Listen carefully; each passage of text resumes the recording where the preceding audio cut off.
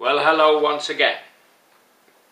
This is me, Leonard Wells, broadcasting as usual from HASLINGDEN, north of Manchester in the UK, on Friday the 9th of September 2011. Apart from the fact that it is 10 years ago today when the dreadful, appalling happenings in New York were seen by probably everybody on the planet as it happened. This has never been the case before, that so many of us had seen atrocities on that scale before our very eyes. And it beggared belief. And yet, if you think about war, and for example, how many bombs were dropped on Afghanistan or on Vietnam, in a sense, the happenings in New York were small scale. I'm not denying that they were appalling, but by comparison to what happens in a war, then they were on a small scale. That said, I'm going to talk now a little bit about the recent riots.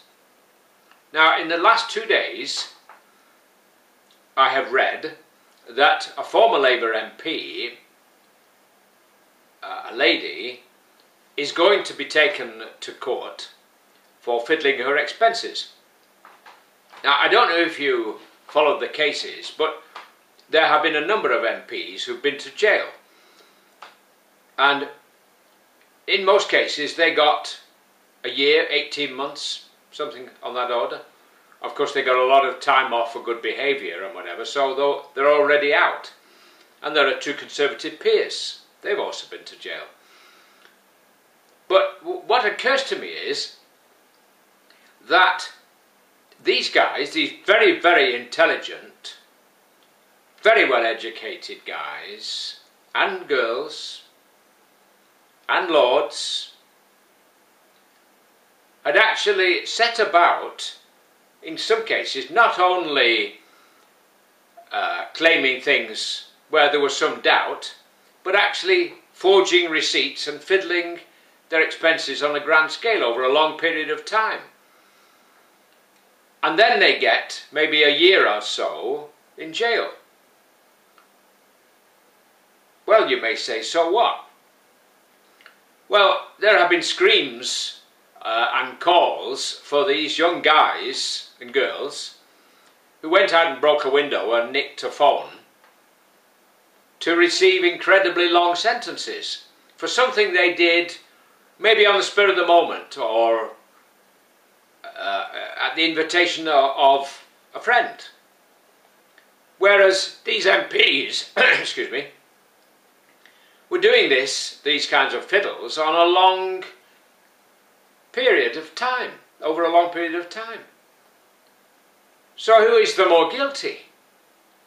Not for me to judge, I'm just recounting what I've seen in the news, but something seems to be wrong in the state of Denmark, as they say, and maybe it's time we all had a deep think about it. I often picture in my mind some of the guys I've seen throughout my life, because I spent a lot of my time as a professional driver, and I've seen many, many, many, on the face of it, executives in high-powered cars hurtling down the motorways at 100 miles an hour on their mobile phones. Although, in many cases, they may well have had a hands-free phone. But the point I'm making is that while they were driving along at 100 miles an hour, feeling, well, speeding isn't quite so, it's not really a bad offence. But they hear on the wireless about somebody's done something, they've thrown a brick through a window. Oh, give them 6 months, blah, blah, blah.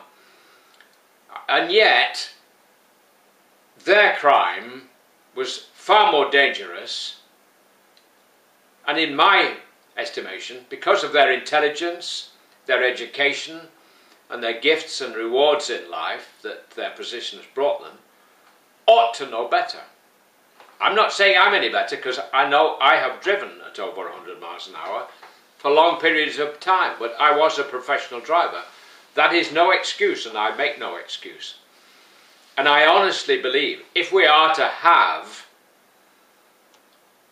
everybody having respect for the law, then there ought to be zero tolerance throughout the law. All laws should be applied, from dropping litter to speeding, to using mobile phones, to going through red traffic lights. Once people start to turn a blind eye and consider those laws passé, or whatever the expression is, or old-fashioned or old hat, then heaven help us. I mean, you try parking on the pavement in Westminster and your car will be towed away. Up in the north, as I understand it from people who've spoken to the police, their response is, well, they've got to park somewhere, haven't they? Well,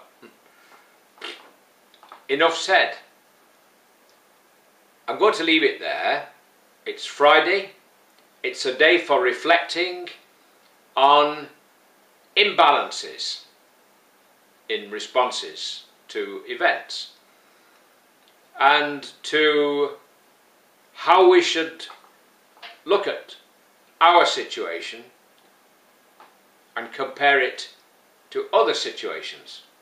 These MPs seem to think that putting one of their members in jail for a year for fiddling £20,000–30,000 over a long period of time, in other words, they were damn crooks, effectively, that's okay.